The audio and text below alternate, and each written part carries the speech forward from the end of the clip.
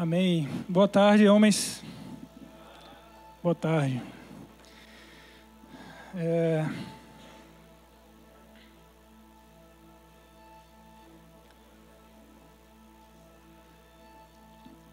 Muito grato estar aqui, trazendo uma palavra para vocês.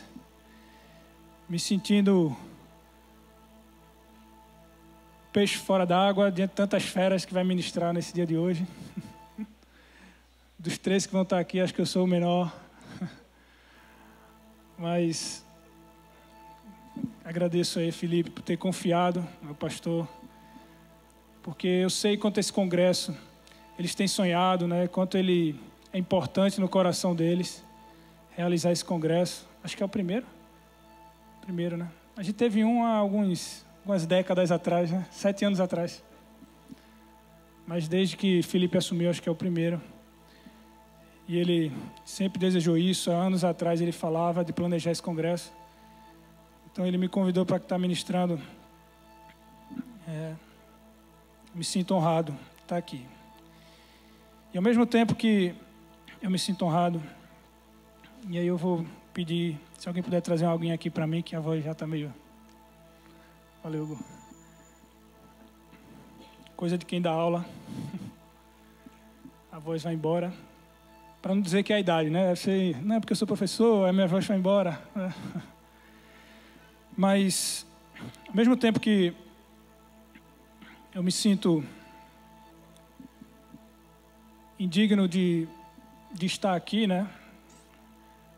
Ao mesmo tempo, esse tema que Felipe ele me passou para estar ministrando, também quando eu estava estudando sobre ele, e para trazer o que eu quero trazer para vocês nessa tarde, eu também tive um sentimento de uma inadequação. Tá? E eu vou explicar para vocês durante a ministração o porquê disso.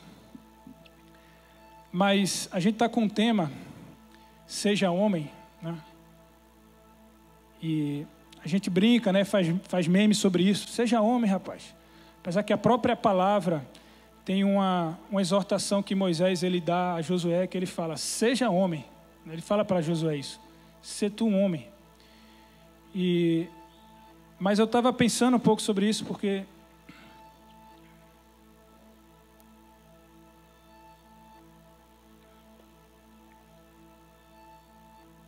quando a gente fala ser homem, a gente alguns podem questionar, tá? Homem, o que significa ser homem, né? Principalmente nos dias de hoje, né? No mundo atual, onde tudo é estereotipado, né? Estereotipado. O que é ser homem? É ser firme? Isso é um estereótipo de homem. O homem não precisa ser firme. O que é ser homem? É pagar as contas dentro de casa? Isso é um estereótipo do homem passado, do homem tradicional, né? Do homem conservador. Atualmente as mulheres podem pagar as contas de casa. Então, ser homem segundo quem? Né? Segundo o quê? Segundo a definição de quem? Né? Em países diferentes, o que significa ser homem, os deveres dos homens são diferentes. Nas ideologias diferentes, né, o que o homem ele representa para a sociedade também é diferente. Inclusive, nas ideologias mais modernas, o homem ele passa até a ser um mal necessário, né? Infelizmente tem homem no mundo, né? Uma pena, tem que ter, né, para procriar, então a gente tem que ter homens no mundo, mas felizmente temos homens. Então, homem segundo o quê? Né? Segundo quem? E a gente quer trazer nesse dia de hoje essa definição, seja homem segundo o modelo e o padrão de Deus. Amém? A gente acredita que Deus ele deixou um padrão, um modelo sobre o que é ser homem. Por isso que a gente vai falar os temas trazidos esse dia, e tudo que a gente vai falar está baseado na palavra. Porque eu posso chegar aqui e dizer alguma coisa fora da palavra para você, né? Proteja a sua família, apesar de que isso também está na palavra, né? Mas seja agressivo, né? Seja um homem de palavra, macho, né? Inclusive, até há um tempo atrás, ser homem era sinônimo de ser pegador, né? Também. Um homem, que é homem de verdade, ele pegava várias mulheres, ele não era fiel só à sua esposa. Mas não, aqui a gente quer trazer algo segundo a palavra. Segundo o que Deus requer de nós. E isso é uma ousadia muito grande, porque eu vou tentar, aqui em poucos minutos, tentar trazer o que Deus quer de mim e de você. Sobre alguma área específica, né? Sobre um ponto específico, porque o tema que me foi passado é o homem profético. Amém? Diga comigo, homem profético, por favor. Amém. E talvez alguns pensem, homem profético, isso aí é coisa para mistério, né? Para profeta, isso aí é coisa para algumas pessoas específicas que Deus chama para ser profeta. E eu vou tentar aqui nesse tempo te provar que não. Te provar que Deus ele te chama também para ser um homem profético. Mas eu vou explicar o que eu entendo por ser um homem profético diante de Deus. E, por exemplo, vou introduzir aqui a palavra em hebraico para profeta. Ela é a palavra nabi, que significa, eu estou falando hebraico porque é hebraico, né? Porque o nosso Antigo Testamento, de onde surgiu, né, para nós cristãos e também para os judeus, para a maioria das religiões baseadas na fé cristã, o conceito de profeta vem da Bíblia hebraica, né? Vem do Tanakh, né, que é a Bíblia hebraica. Lá está definido o que é um profeta, né? Por isso que eu estou usando aqui a palavra em hebraico. Nabi, que significa um porta-voz. Um profeta é um porta-voz, segundo a palavra hebraico. E ela significa um indivíduo que recebe a mensagem de Deus para transmitir ao povo. Alguns pensam, é um pregador, né? Pode ser. Maimônides, um célebre judeu, ele relaciona a profecia como um dos 13 alicerces da fé judaica, que ele define os 13 alicerces da fé judaica. Um deles é que Deus se comunica com os homens, com a humanidade, através da profecia. A fé judaica crê que Deus fala com os homens através da profecia, através de homens proféticos, através do espírito da profecia. E ok, só que o que eu quero falar aqui talvez seja um pouco diferente do que você está acostumado a entender o que é um profeta. Talvez fique um pouco diferente, mas enquanto eu estudava isso aqui, o Senhor queimou meu coração. E foi daí que eu senti um sentimento, ficou meio redundante, mas vocês entenderam, de inadequação, porque eu julgo não ter alcançado ainda. E eu sei que vocês são muito preciosos para Deus. Então talvez alguém aqui que se adeque mais a essa palavra, a viver isso, fosse melhor. Mas se Deus me chamou, eis-me aqui. E eu quero tentar te fazer entender nessa tarde que um profeta, e eu vou dissociar aqui um pouco do ministério profético, aquele homem que Deus dá uma visão, uma revelação, e ele roda e fala, assim diz o Senhor para você. Isso também é um profeta, tá? Mas eu creio que isso é uma consequência. É como Deus usa os profetas. Eu creio que o ser profeta, o ser um homem profético, que é esse tema aqui, significa você ter um compromisso de ser um amigo de Deus. Amém. Parou até o pad agora. Opa, voltou. Não pode tirar, viu, irmão? Eu falei, não sei quem foi que tirou, pode tirar. Profeta, o homem profético, é um homem que se compromete a ser integralmente um amigo de Deus. E eu vou tentar convencer você disso e de que você também foi chamado para isso. quero começar lendo Amós 3, 7. Já peço perdão aos próximos que forem usar esse versículo. Me deu o microfone primeiro, agora quem vai me imitar são os próximos, né? Amós 3, 7. Amós, ele é um profeta. Nada melhor a gente falar do homem profético do que lendo um texto de um profeta. Ele é um profeta, na fé cristã, um profeta chamado profeta menor, ou na fé judaica, um profeta posterior. E Amós, ele profetiza no capítulo 3 do seu livro, versículo 7, isso aí. Eu creio que desse versículo dá para a gente extrair algo muito importante. Certamente, diga, certamente, o Senhor Deus, era só o certamente, então, o resto eu posso continuar, obrigado. Certamente, o Senhor Deus não fará coisa alguma sem primeiro revelar o seu segredo aos seus servos, os profetas. Certamente, o Senhor Deus não fará coisa alguma.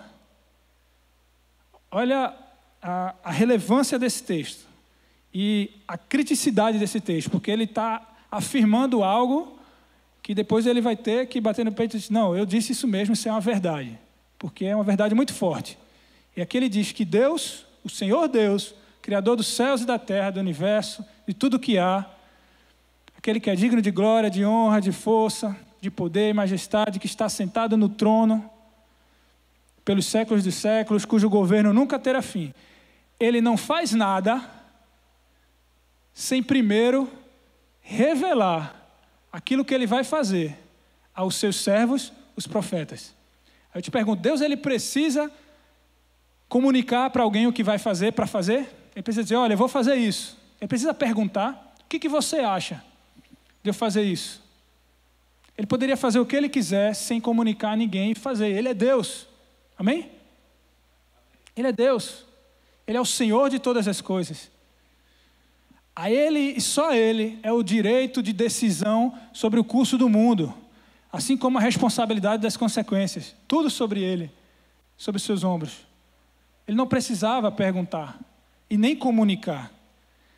Mas Amós, um profeta, ele diz que Deus, ele não faz nada sem antes não revelar o segredo daquilo que ele vai fazer aos seus servos, que são os profetas. Talvez você pense, tá, mas isso aí é para profeta, eu não sou profeta. Vamos lá. É muito interessante que esse princípio, e muito provavelmente Amós estava falando aqui de ações de Deus, porque ele está falando que Deus não fará, uma atitude, uma ação de Deus. Muito provavelmente ele estava falando de ações que fosse impactar todo um povo, né, toda uma humanidade, toda uma cidade, por exemplo, né, ações relevantes, né, no mundo, no planeta.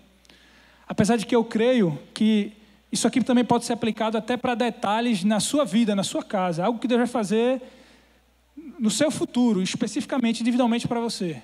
Eu creio que isso também pode se aplicar. Ele pode, antes de fazer, revelar a você o que vai fazer. Amém? Amém. Mas esse princípio é tão verdade que quando a gente vai ver os textos bíblicos, por exemplo, o pastor Ângelo Basso, ele até diz assim, que Deus até antes de criar o homem, ele disse que ia criar o homem, porque ele disse, façamos o homem. Né? Antes de fazer, ele anunciou que ia fazer. Ele poderia ter criado o homem, direto, sem falar para ninguém, mas ele disse.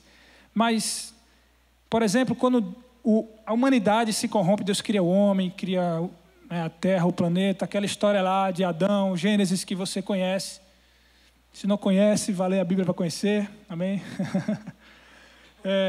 Depois que ele faz isso, os homens se corrompem, os filhos de Deus se contaminam com as filhas dos homens, é o que diz a palavra do Senhor.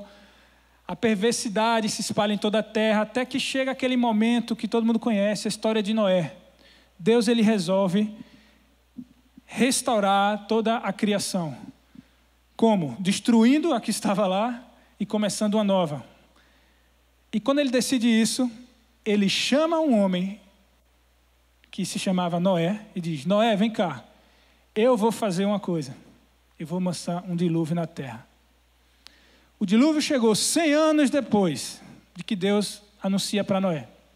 Inclusive, ao anunciar a Noé, ele também pede para Noé construir a arca, né? Noé também passa a ser um agente dessa renovação. Mas enfim, vou focar aqui só na revelação de Deus. Deus, ele chama e revela. E acontece tudo aquilo que você sabe. Deus, ele chama também um momento mais na frente. Deus decide construir um povo na terra. Deus fala: olha, eu vou levantar vou chamar um povo, vou criar um povo, vou fazer nascer, gerar um povo nessa terra que vai ser o meu povo. Até então, só existiam os homens criados por Deus, as mulheres, mas Deus não tinha um povo que ele chamava de meu povo, ou um povo que chamava Deus de meu Deus. Ele diz: eu vou construir um povo. E aí ele chama um homem chamado Abraão e fala: Abraão, eu vou fazer um povo. Ele diz para Abraão o que ele vai fazer na terra. Eu vou chamar um povo, Abraão. Vou levantar um povo. Deus precisava dizer a Abraão, ou ele podia simplesmente levantar e fazer um povo? Ele poderia, mas ele chama Abraão e diz o que ele vai fazer. A gente tem Moisés também mais na frente, depois que esse povo é criado, nasce, esse povo é o povo de Israel, ele nasce, peregrina sobre o deserto, até chegar, na verdade, eu já estou avançando, né?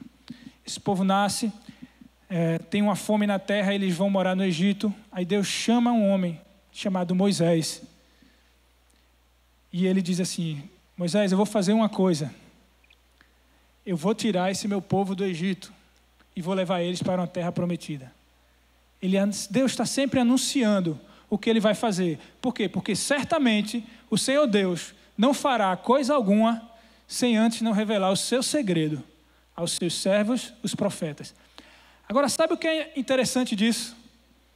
É que nem Noé, nem Abraão e nem Moisés foram chamados profetas.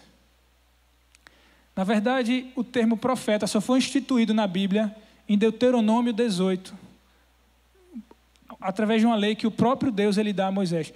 Nós hoje chamamos esses homens de profetas. Abraão foi um profeta, porque Deus falou com ele e ele falou a mensagem de Deus, porque essa é a definição da palavra profeta. Mas Deus só instituiu em Deuteronômio 18, ele diz: olha, eu vou levantar no meio de vocês profetas, é quando surge essa palavra nabi do hebraico, né? Vou levantar profetas no meio de vós, e eu falarei com eles por meio de sinais, ele diz, sonhos, revelações, algum sinal. Ele diz: assim como eu falo com você, Moisés. Entenda isso aqui. Deus ele diz: eu vou levantar profetas, ou seja, eu vou levantar.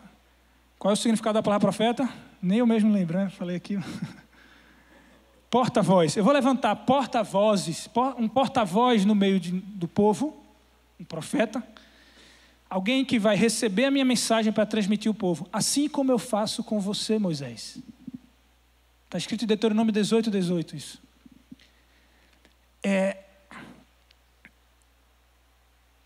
Só que, então, se esses homens não eram chamados de profetas, o que eles eram?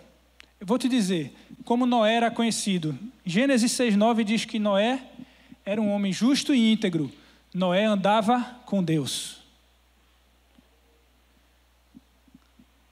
Noé era um homem que andava com Deus. Ok? Eu falei de Noé, Abraão e Moisés, ok? Abraão. Quem era Abraão? Eu vou citar aqui algumas passagens, mas, por exemplo, Isaías 41:8. Abraão, presta atenção, Abraão é o único homem, individualmente, em toda a palavra de Deus, o único homem da Bíblia, que o próprio Deus, ele fala o nome dele e diz que era amigo dele. Abraão, meu amigo. Isaías 41:8. Está escrito isso. Deus, ele fala, ó Jacó, você é descendente de Abraão, o meu amigo. O próprio Deus abriu a boca para dizer: Abraão é meu amigo. É claro que mais na frente, né, por exemplo, Jesus ele fala, vós sois meus amigos, mas é para um povo, né, é coletivo. A única passagem que Deus ele diz que uma pessoa é amigo dele é para Abraão. Abraão individualmente é meu amigo. Gênesis 18, 17, por exemplo, Deus, presta atenção, Deus ele diz assim, em Gênesis 18, 17. Se puder colocar, eu vou ler esse aqui. Isso aqui é uma pergunta, tá? É porque tem uma continuação, mas é uma pergunta. Deus diz assim, eu por acaso vou ocultar a Abraão o que eu estou para fazer?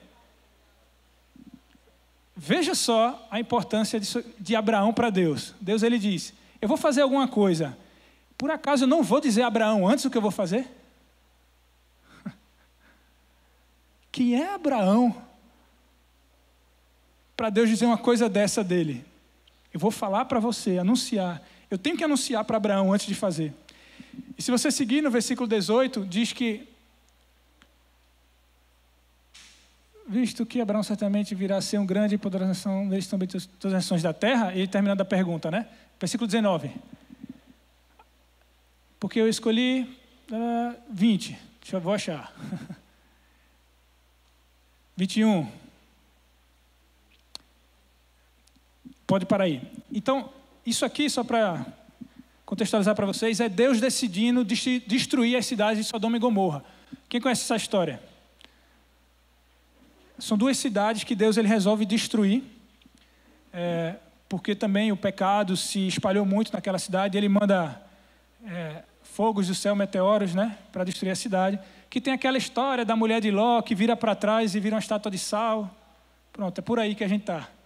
Ele decide destruir a cidade de Sodoma e Gomorra e ele fala, mas antes eu vou falar para Abraão. É isso que ele está dizendo. Eu vou falar para Abraão. Aí ele diz, eu vou enviar, ele envia 2 anjos para ir para a cidade de Gomorra para ver se de fato o pecado lá está instalado sobre tudo, né? Se está uma depravação total na cidade. E aí no versículo 22, agora vamos ver se eu acertei, 22, isso aí, aqueles homens partiram para olhar Sodoma. Porém Abraão, o amigo de Deus, permaneceu na presença do Senhor. E versículo 23 diz, e aproximando-se a ele, a ousadia de Abraão. Deus ele fala, Deus ele decide, né? Decide, eu vou destruir Sodoma e Gomorra. Aí ele pensa, não, mas espera aí, antes eu tenho que falar a Abraão. Aí ele fala para Abraão, eu vou destruir Sodoma e Gomorra. Aí envia os anjos para ir para Sodoma e Gomorra. Aí Abraão ele permanece ali na presença de Deus, ele não sai. O assunto terminou, ok? É isso que eu vou fazer, Abraão, está avisado, obrigado. Abraão não sai, ele diz, calma aí. Eu estou dando a dramatização aqui para você entender. Abraão se aproxima de Deus e ousa a pedir para Deus não destruir Sodoma e Gomorra. Ele fala, Deus, destrói não.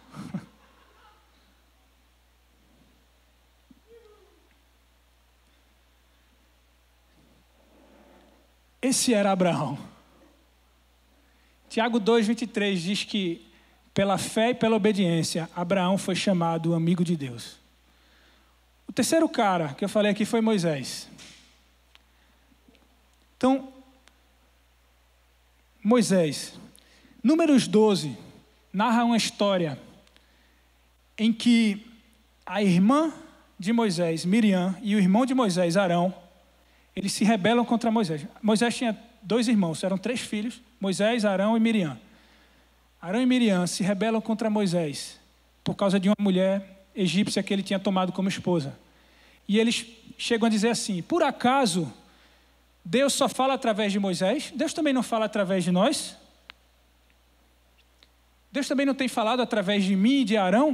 Miriam questiona, né? Arão também, de mim e de Miriam?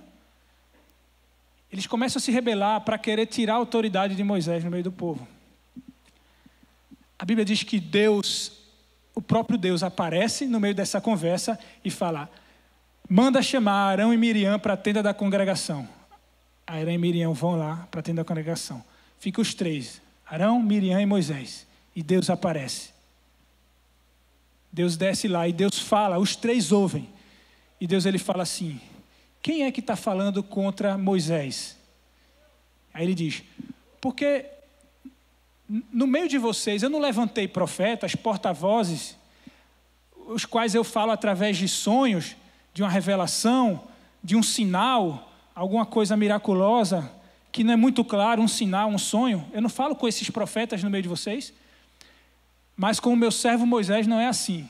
Com o meu servo Moisés eu falo face a face. Em Gênesis 33 ele diz que Moisés falava com Deus face a face, como alguém que fala com seu amigo. Então Deus não chamou exatamente Moisés de amigo, mas está escrito que Deus falava com Moisés face a face, como alguém que fala com seu amigo. Então, depois disso tudo, Deus ele institui o profeta e fala, eu levantarei no meio de vós, Deuteronômio 18, profetas, assim como eu fiz com você, Moisés. O que eu estou querendo dizer? Deus, ele teve homens nessa terra que eram amigos dele. Noé andava com Deus. Abraão foi chamado amigo de Deus. Moisés falava face a face com Deus, como quem fala com um amigo. Depois de Deus ter tido essa experiência com esses homens, aí ele instituiu o profeta. Assim como eu faço com você, Moisés, eu quero levantar alguns servos. Não é que Deus chama, o que eu estou querendo dizer para você, não é que Deus chama um profeta para revelar algo para ele. Mas os amigos aos quais Deus pode confiar a sua revelação, a esses ele chama profeta. Você entende a diferença? Esses homens eram amigos de Deus. E Deus fez, olha, eles são meus amigos. Então, a conclusão que Deus chegou, é muito ousadia minha isso falar isso, mas a conclusão que Deus chegou foi, decidi agora, a partir de agora, que eu não vou fazer nada na terra sem antes não revelar a esses meus amigos. Ele chega para Abraão e diz, eu por acaso vou fazer isso sem dizer para Abraão primeiro? Então a ideia de Deus com os profetas, o ministério profético, aquele homem que vem e diz, assim diz o Senhor, na minha visão, o que Deus quer é levantar homens como Noé, Moisés, Abraão, que eram amigos dele. Então você pode ter um título de profeta e não ser um amigo de Deus, mas todo amigo de Deus é um profeta. Porque o que é um profeta, na minha visão aqui na Bíblia, desses textos aqui que eu estou falando, é um amigo de Deus, em que Deus ele revela o seu segredo. Ponto final. Por consequência, quando esse homem descobre o segredo de Deus, aí ele vai anunciar. Aí ele vai dizer, olha, o Senhor Deus diz assim, essa é a vontade de Deus. Mas ainda que ele não fale, ele continua sendo profeta. Porque muitos profetas, eles passaram anos reclusos na montanha, falando com o Senhor, para poder sair e dar uma primeira palavra ao povo. Ele só se tornou profeta quando ele anunciou? Não. Ele se tornou profeta a partir do momento que ele foi um amigo de Deus e conheceu ao ponto de Deus revelar o seu segredo. O homem profético é um amigo de Deus.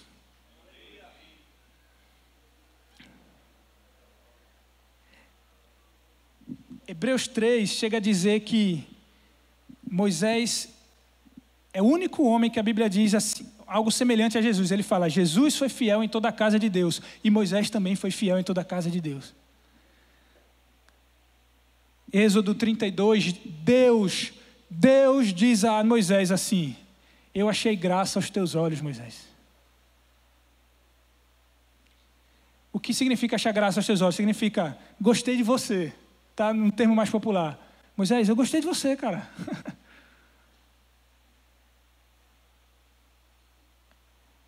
O próprio Deus, ele falou, Moisés, eu falo com você como amigo porque eu gostei de você, Moisés.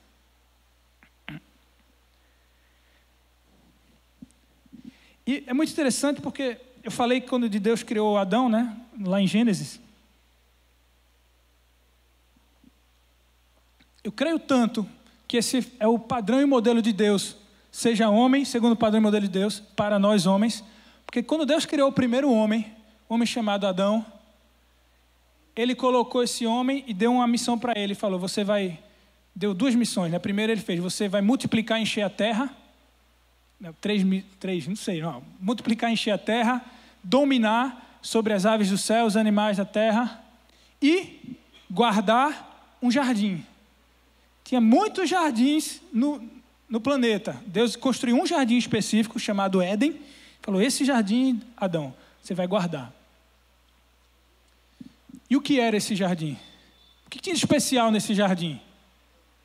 Em Gênesis 3 diz que, ouvindo Adão a voz de Deus, que costumava passear no jardim na viração do dia, o jardim, o Éden, foi o local onde Deus ele criou para comungar com o homem que ele tinha gerado, criado. Ele criou o homem, criou a mulher, criou um jardim e fez, esse é o lugar, Adão, onde eu vou descer todo dia para conversar com você.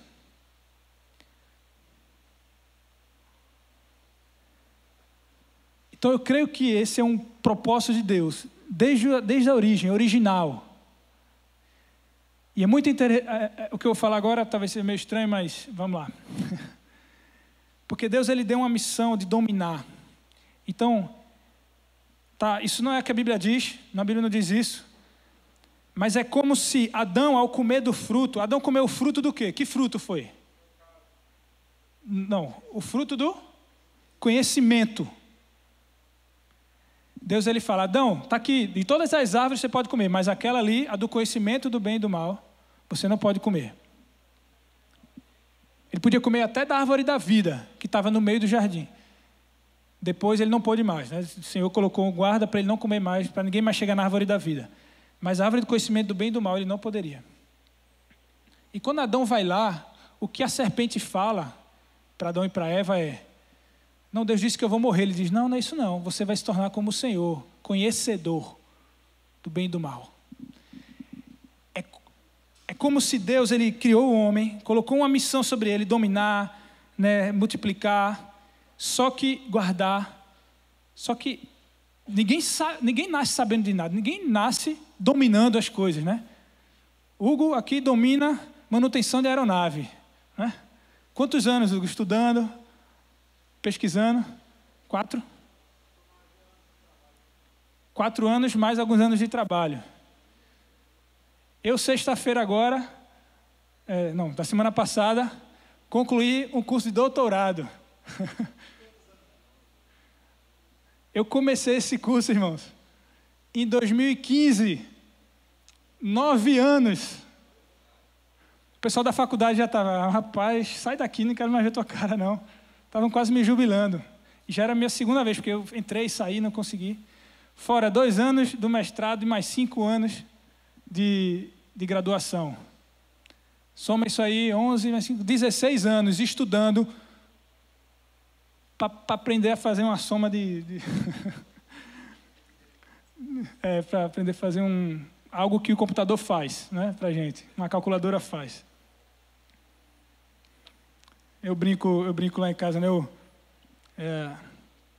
Quebrou lá um interruptor, aí eu tirei, consertei. Parece que eu estudei 16 anos para consertar um interruptor aqui na minha casa, né?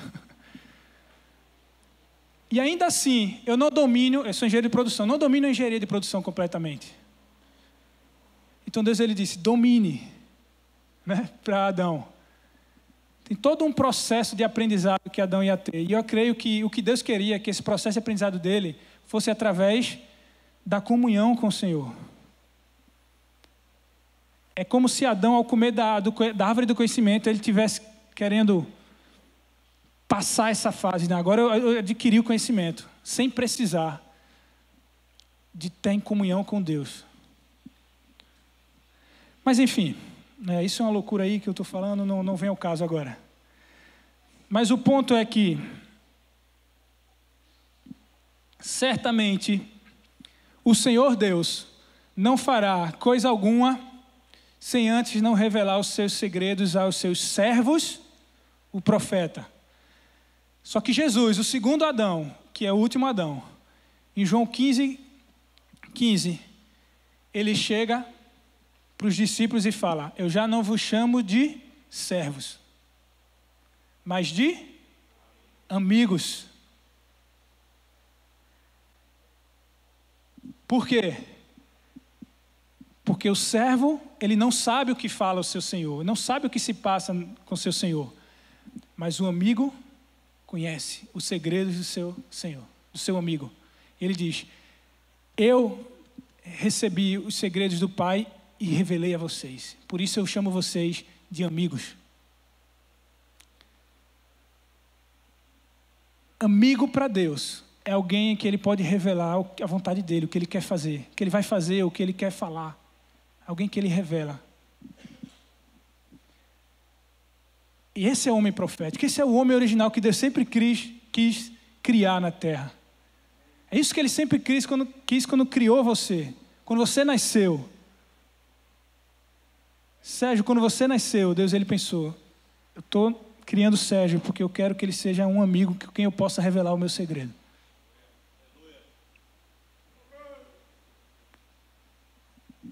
Um dos padrões de Deus bíblico para o homem é o homem profético, que é um amigo.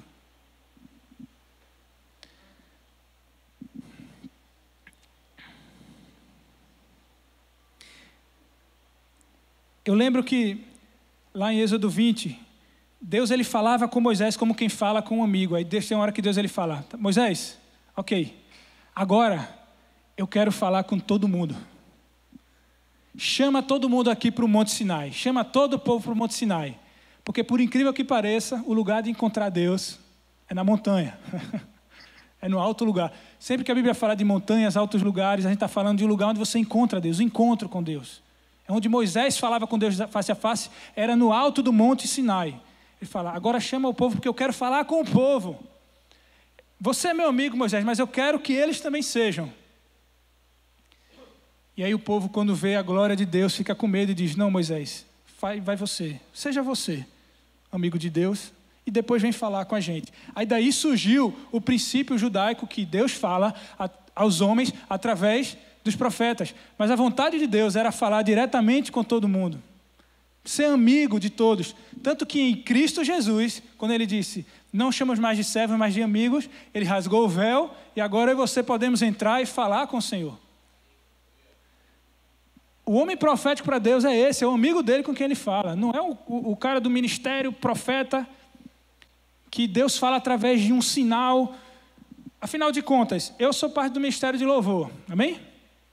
Eu faço parte do ministério de louvor, eu louvo ao Senhor. Mas só cabe a mim e aos outros integrantes do ministério de louvor a missão de louvar o Senhor? Ou todo mundo? Não é porque alguém tem um ministério, significa que é só ele que é aquilo. Não é porque existe alguém com ministério de profeta, que é só ele que Deus chamou para revelar algo. Entende isso? Eles falam através de sonhos, de revelação, de um sinal. Mas com quem é amigo, o verdadeiro homem profético, Deus fala face a face. Aleluia.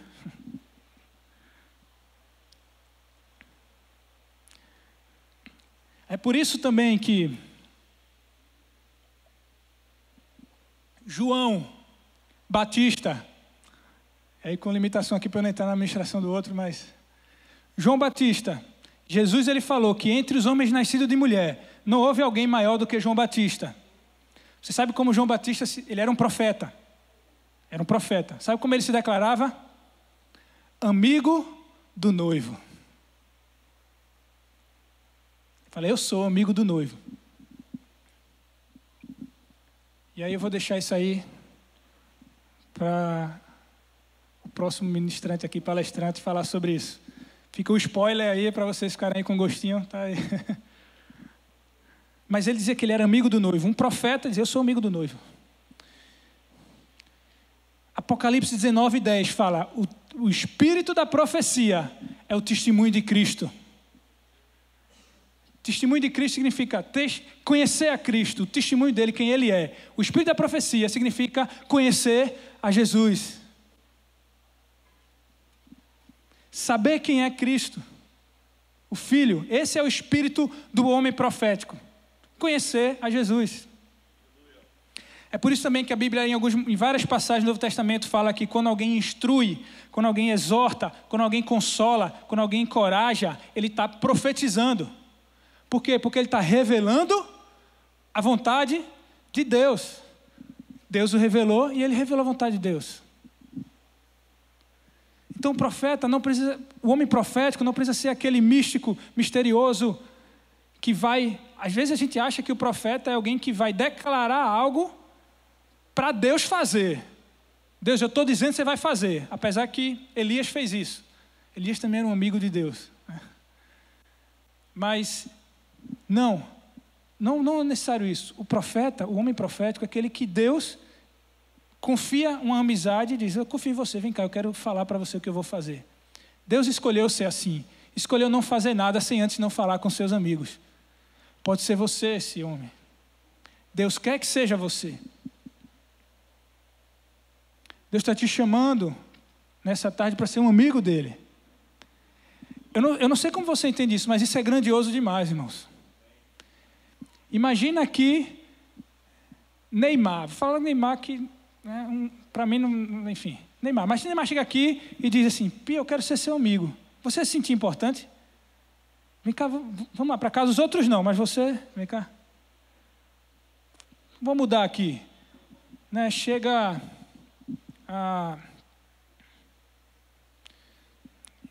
aqui, sei, o Papa Francisco. Gabriel, Gabriel, quero ser seu amigo. Como? Alguns não querem desse. Né? Mas se chega aqui, não sei, um governador, um presidente, um prefeito e fala, eu quero ser seu amigo. Selmo, né, o vereador Selmo Cunha. Vai lá jantar lá em casa, Rafa. Eu janto na casa de Selmo Cunha, irmão. Quem aqui janta lá? Olha.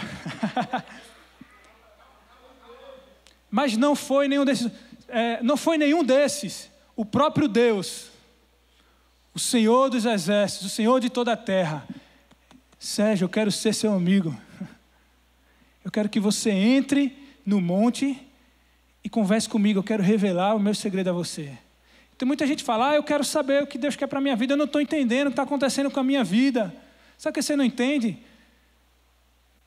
Porque você não é amigo de Deus para Ele poder dizer, explicar para você, é isso que está acontecendo com você por causa disso, disso e disso. Eu fiz isso por causa disso. Eu queria saber qual é o chamado de Deus para a minha vida. Eu não entendo, eu ando tão perdido. É simples, seja um amigo de Deus. E Ele vai revelar para você todos os segredos dEle. Amém? Então, para finalizar, eu quero trazer só uma pergunta. Como ser amigo de Deus?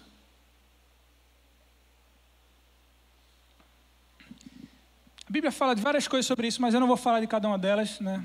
Não teria tempo para isso. Mas é óbvio que alguns pensariam aqui, eu tenho que orar. Para ser amigo de Deus, eu tenho que orar. Afinal de contas, orar é falar com Deus. Todo amigo conversa com alguém. Isso aí é óbvio. Mas nem todo que ora é um amigo de Deus. Todo amigo de Deus ora. Todo mundo que é amigo de Deus ora, tem uma vida de oração. Mas nem todo mundo que ora é amigo de Deus. Eu sou um professor. Toda semana eu falo com os meus alunos. Eles me ouvem muito. Eu falo, eles me ouvem. Mas nem por isso eles são meus amigos. Tem gente que vai orar, começa a orar e, Deus, eu preciso disso, isso, aquilo outro, abençoa aquela pessoa, transforma essa situação, como se Deus ele fosse um cliente seu, né? Um servo. Você chama um servo aqui, servo, vem cá, faz isso, eu estou precisando disso, ok? Tchau. Por mais que você ore, você pode não ser um amigo de Deus. Porque o amigo de Deus, o que define você ser amigo de Deus não é você falar com Deus, é Ele falar com você. É Ele revelar para você o segredo dEle. Então você tem que ouvir a Deus. Eu lanço aqui uma pergunta. Pese seu coração, sonde você a sua vida. Você poderia se declarar hoje um amigo de Deus? Depois disso aqui que eu falei, você conseguiria dizer, eu sou um amigo de Deus, Deus fala comigo. Ele me traz revelações. Talvez eu não seja um amigo tão chegado como João, a ponto de botar a cabeça, mas eu estou iniciando ali, estou começando, Deus está falando comigo. Ou você se enxerga apenas, não, eu sou um servo, um seguidor, não consigo ouvir o que Deus fala. Salmos 25:14 diz que os que temem ao Senhor são amigos dele. João 15:14, Jesus diz que os que fazem o que ele ordena são amigos dele. Mas onde eu quero focar, aí eu vou ler esse versículo último aqui para terminar. O que eu quero focar de como ser amigo de Deus, eu quero focar em uma coisa só. 2 Timóteo 3:1, por favor. Se puder projetar. Sabe, porém, nos últimos dias, perdão aí, o homem do fim, mas nos últimos dias sobrevirão tempos difíceis. E muita gente acha que tempo difícil... Não vou entrar nisso, pode ser que ele fale disso. Posso falar? Que tempo difícil é simplesmente... porque vai ter terremotos, guerras e rumores de guerras. A Bíblia fala isso, né? Mas não haviam guerras no passado? Não haviam pandemias no passado? O tempo dos homens do passado não eram difíceis? Você quer fazer uma viagem aqui, você pega um ônibus, um avião, em 3 horas você está na cidade do Rio de Janeiro. Aqueles homens pegavam um cavalo, demoravam 6 dias para chegar, alguns morriam no meio da caminhada, pegavam doenças. Será que eles não viviam tempos difíceis? A gente acha que os tempos difíceis dos dias atuais vão ser as circunstâncias. Claro, também, eu creio que isso também está incluso. Mas ele explica o que são os tempos difíceis. Versículo 2. Por quê? Porque os homens serão egoístas, avarentos, jactanciosos, arrogantes, blasfemadores, desobedientes aos pais, ingratos, irreverentes. Parece um pouco a geração atual, né? Desafeiçoados, implacáveis, caluniadores, sem domínio de si, cruéis, inimigos do bem, traidores, atrevidos, enfatuados, mais amigos dos prazeres que amigos de Deus. Os tempos dos fins serão difíceis porque não vão haver amigos de Deus. Porque os homens preferiram ser mais amigos dos prazeres. Tem que terminar com uma palavra ruim, né? Já vai estragar prazer. É estraga prazer, né? Estraga prazer, literalmente.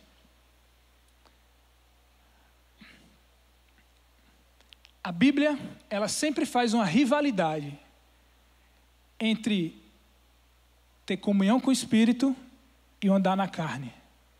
Entre satisfazer as vontades da carne e andar no Espírito. A Bíblia sempre faz essa rivalidade, eles são opostos entre si. Sempre que a Bíblia fala do homem carnal, ele é oposto ao homem espiritual. E os prazeres, entenda o que eu quero dizer aqui, eles não são um problema.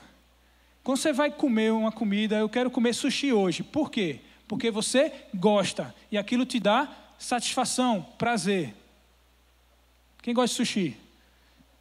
Seja homem, rapaz, coma churrasco. O princípio do homem, come churrasco, bacon. Brincadeira, irmãos. Você come por quê? Porque você gosta. Você assiste um jogo de futebol, você joga um futebol por quê? Porque você tem prazer. Não é um problema você buscar seu prazer, não é problema. O problema aqui que Paulo fala a Timóteo é você ser mais amigo do prazer do que amigo de Deus. E olha que eu não estou falando de coisas pecaminosas, não estou falando de coisas pecaminosas. Existem prazeres pecaminosos, mas existem prazeres que não são pecaminosos. Mas se nós gastamos mais tempo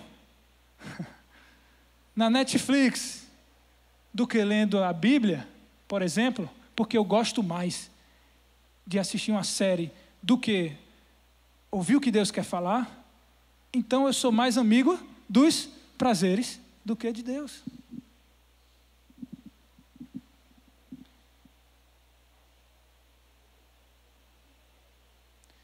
Se eu gosto mais... Ontem, irmãos, eu estava 2 horas da manhã, ajoelhado no meu quarto. Porque como eu falei aqui para vocês, eu me sinto muito inadequado. Porque quando eu comecei a estudar essa ministração, eu fiz, Senhor, eu ainda não vivo isso. A pergunta que eu fiz para vocês se consideram amigos de Deus? Eu fiz assim, eu acho que eu não sou, Senhor. E eu passei essa semana clamando. Ontem eu estava às 2 da manhã, ajoelhado, falando, Senhor, eu quero ser teu amigo. No passado já teve uma época que o Senhor falava bastante comigo. Mas parece que hoje a voz do Senhor, ela está meio rara. Aí eu percebi, rapaz, eu tô assistindo muita série na Netflix. Eu estou procurando muita comida que me satisfaz. Eu estou dormindo bastante. Porque eu gosto de dormir e descansar, né? Descansar é bom, é muito bom descansar. Aí ontem eu fiquei, não, Senhor, hoje eu vou ficar aqui até 2 da manhã. Hoje de manhã eu fui trabalhar, acordei 6 da manhã, eu dei aulas de manhã. Mas hoje, eu vou ficar aqui. Não é bom, não é prazeroso, mas eu preciso mudar a chave. E como tem estado a minha vida, os meus prazeres, onde estão os meus prazeres? Irmãos, a hora está avançada. Eu queria falar bastante coisa aqui. Eu vou concluir, porque eu queria, nesse contexto, eu queria entrar no assunto do jejum. Mas eu não vou, por causa do tempo. Mas, só para resumir, né? O jejum, ele serve para isso. Porque eu estava vendo algumas pesquisas sobre os maiores prazeres do homem. Algumas pesquisas listam lá no primeiro lugar, comer e beber. Segundo lugar, sexo. Para muitos homens, comer e beber é mais prazeroso do que fazer sexo. Na das mulheres, o primeiro já é receber elogio. Aqui é homem, seja homem, rapaz. Comer é o prazer do homem. Como foi que o primeiro pecado entrou no mundo? Através a boca. Quando Satanás foi tentar Jesus, a primeira decisão que ele fez foi: transforma essa pedra em pão e come. É pecado comer? Não é. Mas é um dos nossos maiores prazeres. O jejum, ele é você negando um prazer. Eu me lembro de uma época estava falando aqui, eu lembrei disso. Na minha adolescência, eu era mais crente na minha adolescência, irmão. O Senhor está me restaurando.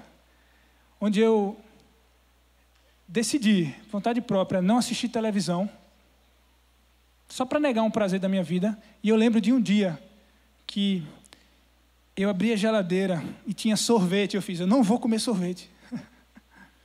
E eu até pensei assim, Senhor, eu vou ficar sem comer pizza durante 1 ano. Eu lembro que eu falei isso para o Senhor.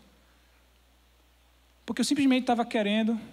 Claro, a gente pode entrar em assuntos aí, imaturidade de um adolescente, não é bem assim, mas o que eu quero trazer é que eu queria renunciar aos meus prazeres, porque eu queria ser mais amigo de Deus. Essa relação é direta, porque a carne ela é oposta ao espírito.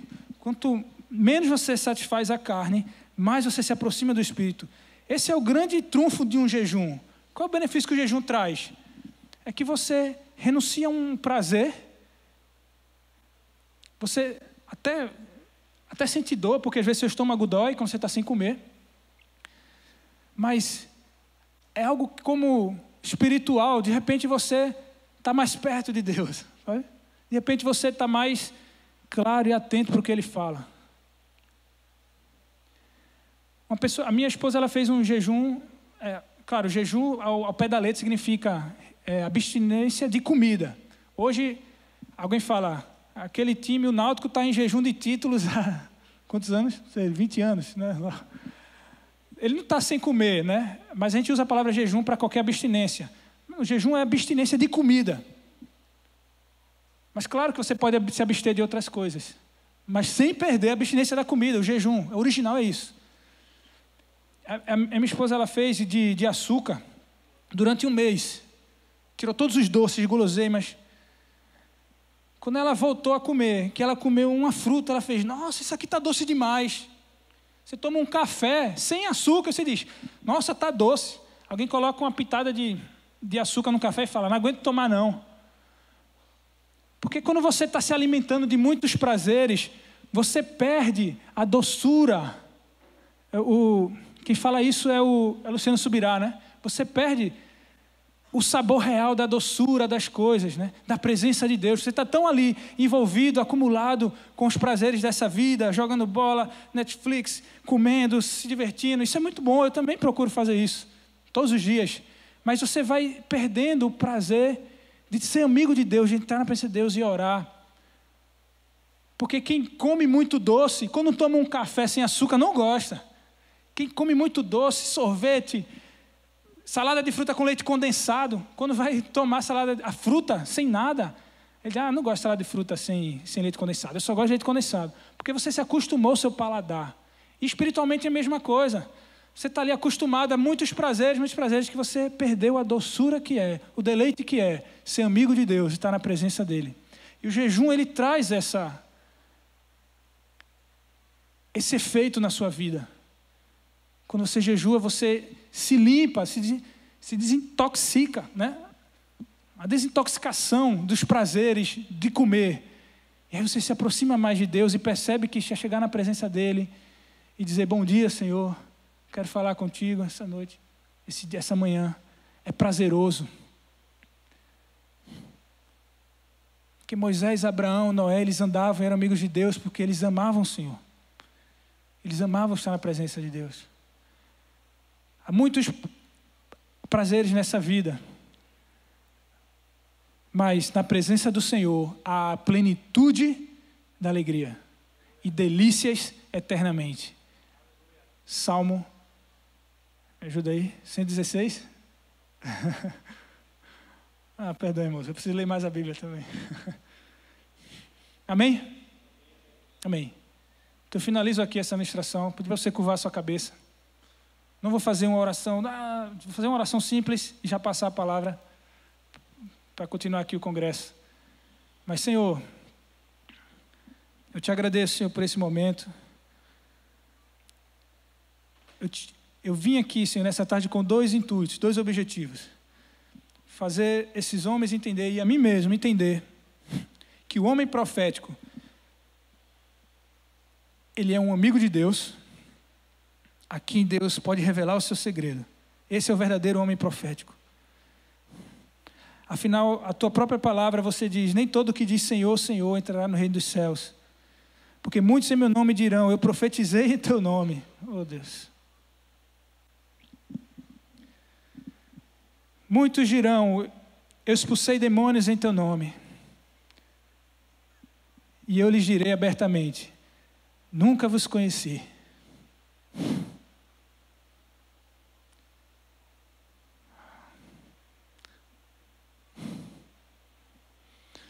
Senhor, vem me conhecer, Senhor.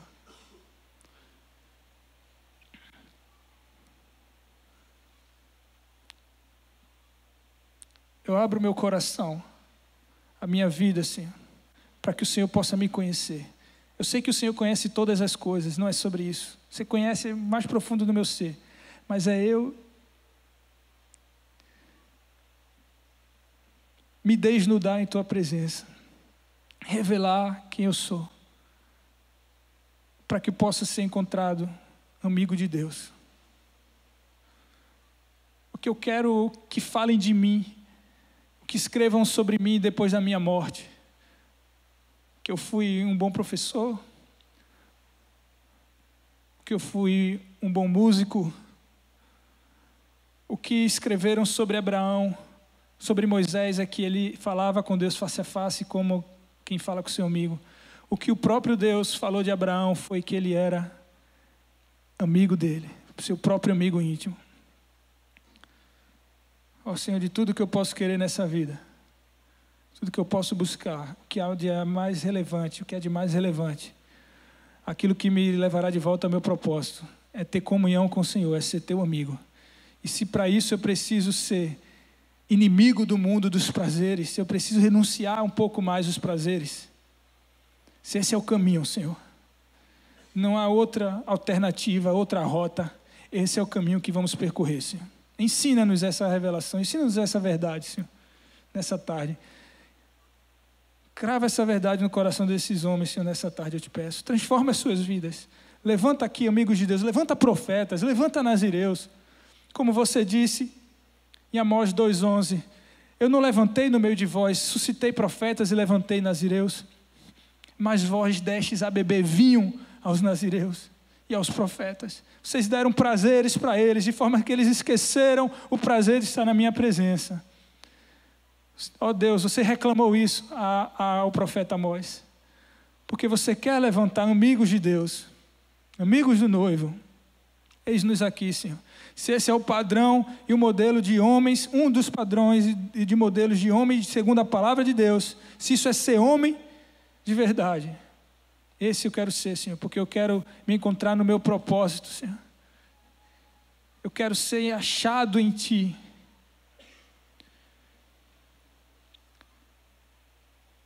Ah, Senhor, sim, de que você chama amigos e de que esse chamado é para todos. Esse é o segundo objetivo que eu quero trazer essa tarde, Senhor. E só o Senhor pode completar essa obra, Senhor, porque a mensagem dada, ela é apenas uma semente lançada.